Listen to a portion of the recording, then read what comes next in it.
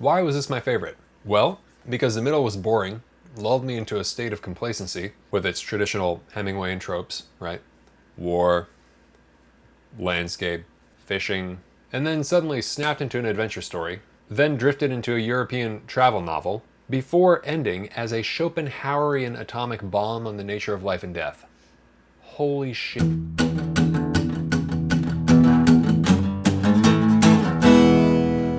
Better than food, man.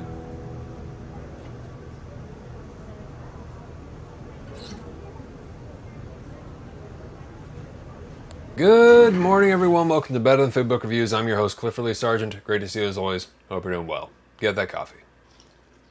Nice espresso I roasted yesterday from Kenya. Very tasty. Alright, it's time for our annual Papa Hemingway review. Coincidentally, I am shooting this on the day that Hemingway Days starts in Key West. Hemingway Days is where all the Ernesto lookalikes go down to Key West and hang out and drink and get into trouble. I really ought to go to that sometime. I look forward to attending in my old age. Today is another novel from the American author Ernest Hemingway. Today is A Farewell to Arms, published in 1929. Outside of Hemingway, you can't find a more American author than perhaps Mark Twain, who I should have reviewed by now and promised too soon. This was the second novel published by Ernest Hemingway, but I believe it was the fifth novel he wrote. The first published novel was the one that I reviewed last year, which was The Sun Also Rises, and you can find the link for that below. I loved it. Excellent book. He finished this one the day the stock market crashed in 1929, which is appropriate, as those who have already read this might agree. It's the story of Frederick Henry, who is a young American who joins the Italian army as a lieutenant, or tenente, as he's referred to by the Italians, in the ambulance corps during World War I, on the front over there, against the Austrians, when they're fighting in the Alps in 1916. It's around 1916 through 18. While at the front, Henry gets injured by a mortar, and while spending time recovering in a hospital in Milan, falls in love with a British nurse named Catherine, whom he met and began falling in love with before the mortar attack. It's all partially based on the experiences of Hemingway himself, as he himself was a volunteer driver in the ambulance corps in World War I and was injured. The actual story of him getting injured is really quite harrowing, because I think he got blown up with shrapnel by a mortar and then got up and kept trying to save some other guys and got hit like 2 more times, I think. I believe he got a medal, at least one, for it. From nationalarchive.gov, it reads, despite his injuries, Hemingway carried a wounded Italian soldier to safety and was injured again by machine gun fire. Right. For his bravery, he received the Silver Medal of Valor from the Italian government, one of the first Americans so honored. Very cool. Very cool. I'll include this article about him in the war in the description below. You really ought to check it out. It's good reading. Hemingway on War and Its Aftermath by Thomas Putnam. Excellent. But yeah, while in the hospital in Milan, he fell in love with a nurse named Agnes von Kurowski, an American woman who was a little older than him. They had a brief relationship, and after Hemingway returned to the States to recover at his parents' house at a suburb of Chicago, he was planning on marrying her. She wrote him and informed him that she was leaving him for an Italian officer. Jack Hemingway, Ernest's son, called it the great tragedy of his father's life. It's reflected in the end of this novel, which is, and you can quote me, the darkest ending to a mainstream book I have ever read in my life. Including Wuthering Heights, actually, which is really saying something. One thing I don't appreciate in here, fine edition, don't get me wrong, beautifully put together edition, but in the middle of the book, way before the ending, they have these photographs of his manuscript, his handwritten manuscript. And if you actually stop to read the fucking manuscript, it spoils the ending right there. But to be honest, it hardly tempered the blow. Hemingway said he rewrote the ending of A Farewell to Arms 39 times. It was actually 47. Many of the alternate endings are included in this edition, such as the Nada version, which is very interesting, very sparse. There are also, apparently, the endings to this book are posted up at a Hemingway exhibit at the JFK Museum in Boston, which I'd like to check out one day. He also wrote this book in several different places, which he lists in his introduction, I believe. Paris, Kansas City, and Key West, where that intro was shot. That was his house, his old house in Key West, which is now a museum, with his 6-toed cats and everything, who I've been informed by the guide on the tour there are all registered and have better health insurance than you and I. This goes to show how the country's going these days. But really quick, today's episode is sponsored by Abe Books. Abe Books is a terrific new and used online bookstore that has a ton of great books starting from under $10 all the way up to rare signed editions into the multiple thousands of dollars from booksellers all over the world. There's a ton of reasonably priced new and used books. I bought some very, very cool editions using their site. You can find all sorts of unusual rare books on there, but you can also find regular everyday editions. You can find this edition on there as well, I've linked it below. And you can get 5% off your order using the code FOODBOOK. Making a purchase using that code helps support 8 books, and it also supports this channel as I receive a commission. So thank you very much. Go ahead and check them out using the link below, and grab a copy of A Farewell to Arms to support the show. Thanks a bunch. A Farewell to Arms is a meditation on love, death, war, God, and being. This is even more apparent after reading the included appendix, with the chapter revisions and writings excised from the published version. Some of Hemingway's best writing is actually contained therein, in the stuff that he left out. But you can see why he didn't publish it. The book would be even darker than it is, and audiences perhaps would not be able to stomach it. You can definitely see why this guy and Harry Crosby got along. Undoubtedly. Maybe no other book has really, same war, same, not quite the same bent, but close. Similarities for sure. They both went the same way. That's true. Harry Crosby way before Hemingway, but the book was apparently banned for its sexual content, which somehow I can't even remember being present. I mean, there's some talk of some brothels, but it's actually conspicuously absent. You can kind of see where he glosses over it, like almost in like a 1930s post-code movie, right? And there's the wipe, right? There's some talk of VD, but I mean, it's World War I, man. It's trench warfare going on here. So it's divided into 5 books. There's a very memorable cast of characters. There's the overworked Italian surgeon Rinaldi, who's Hemingway's roommate at the front and drinking buddy. He's always condescendingly calling Hemingway baby in the novel. Funny guy. Initially, he's the one going after Catherine, but to no avail. He thinks he's contracted syphilis in the book. It's actually open-ended as to whether or not he has. It's kind of sad, actually.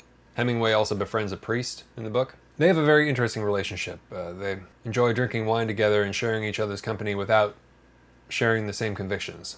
Hemingway employs his borderline signature monotone style, which is simultaneously curt and engaging. He doesn't write, he hadn't done it, but rather, he had not done it. Not, he couldn't do it, but he could not do it. If you watch the funny exchange in the taxi between Owen Wilson and Corey Stoll playing Hemingway in Woody Allen's Midnight in Paris, it's an accurate demonstration of his style. He speaks like it, right? It's a very funny scene as well. I've linked it below. Corey Stoll completely nailed that performance of Hemingway. Though he should have said, "You will never write well if you fear dying," not "you'll." As his grandson, Sean Hemingway, who himself is an archaeologist, notes in one of the introductions to the book, Hemingway employs his famous iceberg technique in this novel, leaving 7/8 of what is being said underneath the words that are actually written, only giving you the surface, right, and implying the depth. There's tons of booze in the novel, tons of drinking. Nobody can make alcoholism as charming as Hemingway. Honestly, being this far away from it is the only way it's tolerable and enjoyable to read about. I've gone for, what is it? This is month 7, no drinking. It's going fine so far. The man was absolutely a lush. But he calms down a bit in this one compared to his first novel, The Sun Also Rises, which is essentially a series of inebriated Lost Generation vignettes in Spain. Excellent book. Patrick Hemingway, who provided an introduction for this as well, actually suggests his father was writing about things in a Heideggerian fashion, discussing the nature of being in a way similar to Heidegger's concept of Dasein, which you can read about in Heidegger's magnum opus, Being in Time. And good luck to you. What's remarkable about this book is its understatement. There are several parts in the book that are nearly an action-adventure novel. Henry, of course, is severely injured in an explosion. People are shot. Henry makes a daring escape. All of it is understated by Hemingway, stripping it down to almost the bare facts, with just the slightest nuance in word choice as to infer, a point of view in an authorial voice, a style, basically. It is so submerged. Again, iceberg technique. And this is what conjures the force of the narrative, because it's what gives the ending so much power. Catherine Barclay, the nurse and love interest, is barely there as a character, right? Doesn't really have a shape. We can recognize her dialogue, but she's kind of ethereal. She sort of represents an ideal, right? Love itself, who facilitates a much longed for state of being for Henry and Hemingway. Longed for by all of us, of course. Oh. Thunder with clear blue skies. That's a trip. The character, based on his ex, Agnes, allows for Hemingway's confrontation with being in love and losing love, and coming to terms with life in the only way possible. By speaking the unspeakably merciless truth of it. And, buddy, it is something. I was bored by much of the war movement. I don't know, the strategery. It seemed like kind of a chess game mixed with an account of a hunting trip. Unless I'm actually doing it, right? I don't like reading about that. Every time Hemingway begins talking about another fishing expedition involving trout, I just sort of immediately glaze over. But it's kind of his anchor, right? It's kind of his center of focus.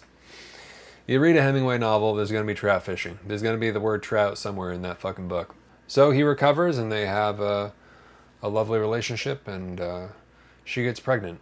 And this is a challenge because they are in the middle of a war. He is still a tenente. And Italy, in the war against the Austrians, is running into problems. You don't need to know a lot about the plot. You can look that up on your own. It's a classic, you know. More people have written about this than most books, probably. Yeah, I'll keep it pretty short on that. Also, when you're reading it, notice the metaphor of the rain, right? The conversation he has with Catherine about the rain and the rain in the ending. Notice where it shows up and what it means after Catherine mentions it when they first meet.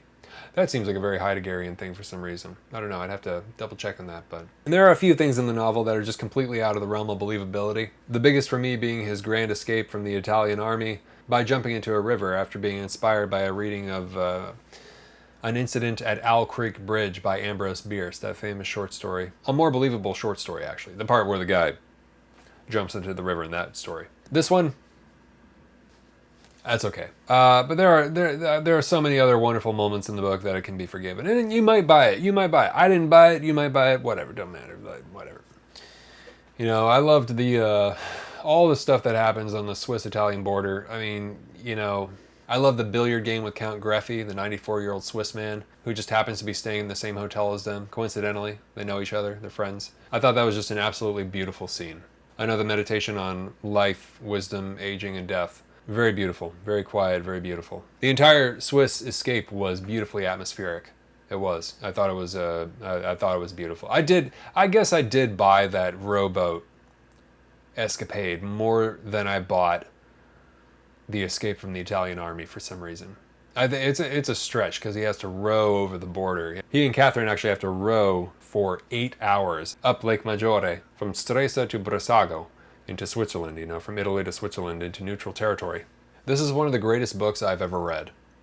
Hands down. There's a reason it's studied, and both Joan Didion and Hunter S. Thompson typed it out to teach themselves how to write by studying Hemingway's style.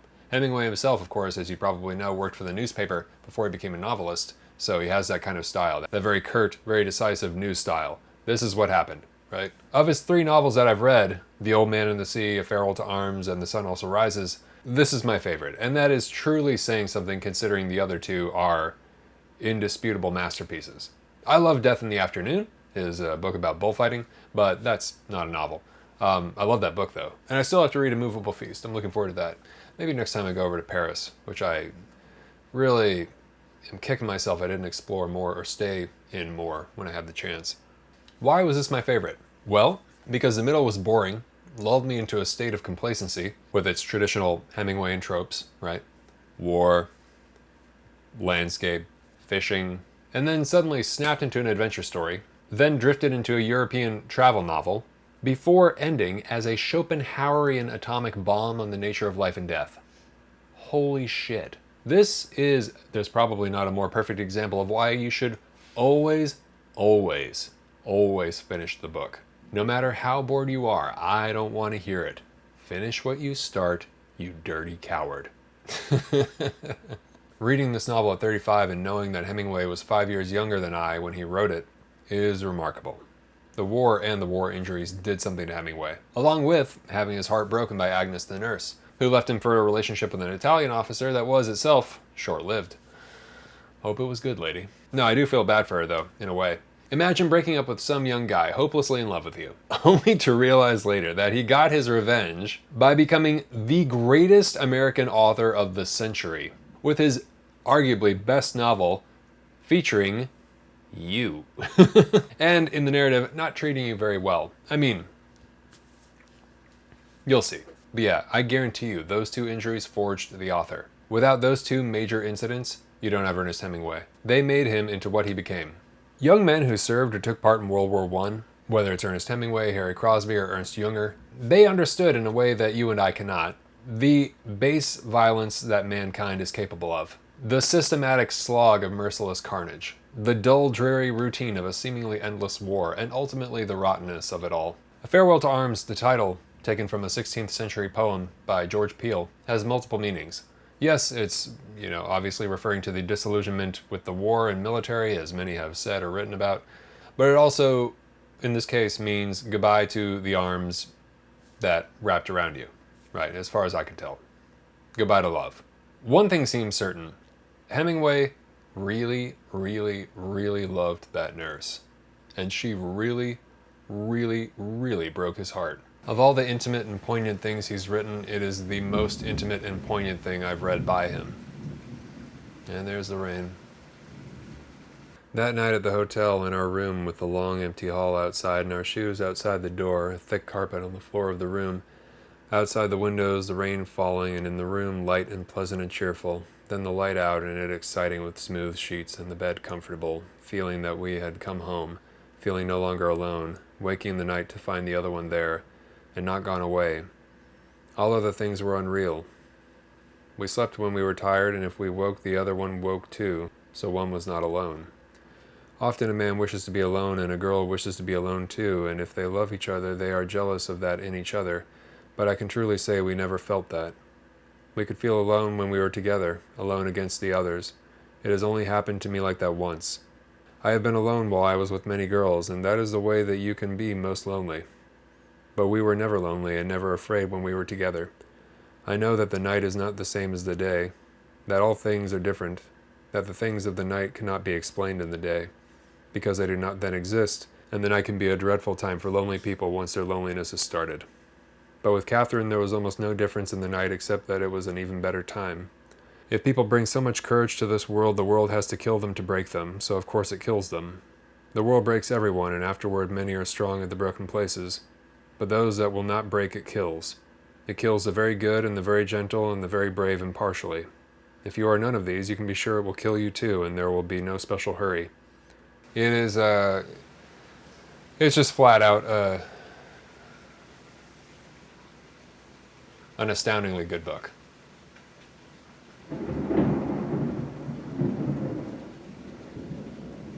Yeah, I love the storms here.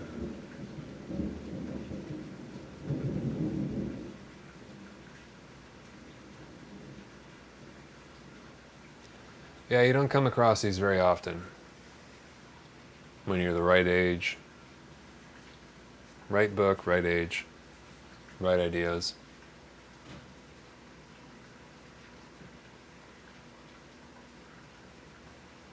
Yeah. That kind of synchronicity is special. So this was a milestone for me.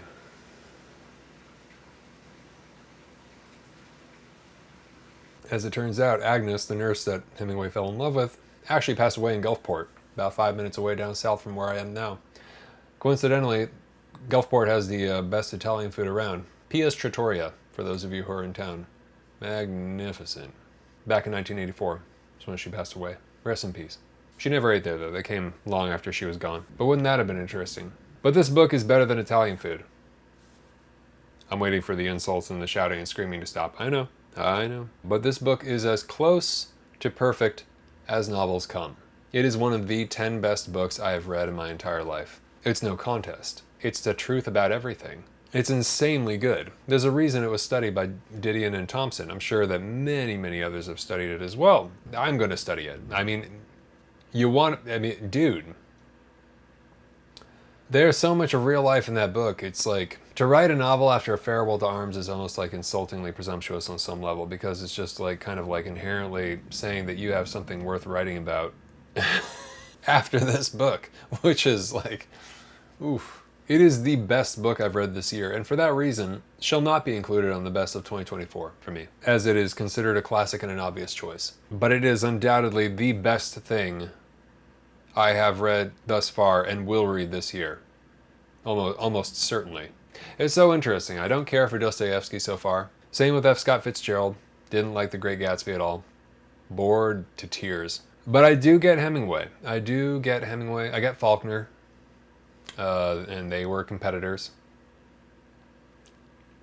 Absalom is pretty close to this one. They're pretty much on the same level, I think. They're so different, but yeah, they're Absalom is that's about as good as A Farewell to Arms. It's another one on the top 10 of all time. Yeah, definitely, that's true. Yeah, Absalom is the greatest thing I've read by Faulkner. A Farewell to Arms is the greatest thing I've read by Hemingway. Yep. Yep. There you go. I'll try more Dostoevsky. We'll do The Brothers K and all that jazz. Probably do The Devils. Oh, I might do The Idiot. I've got The Idiot too. Might do that. He's not a bad author. I just don't care for him. So you should read it. If you like good books, read this book. Better Than Food. Check it out. Okay.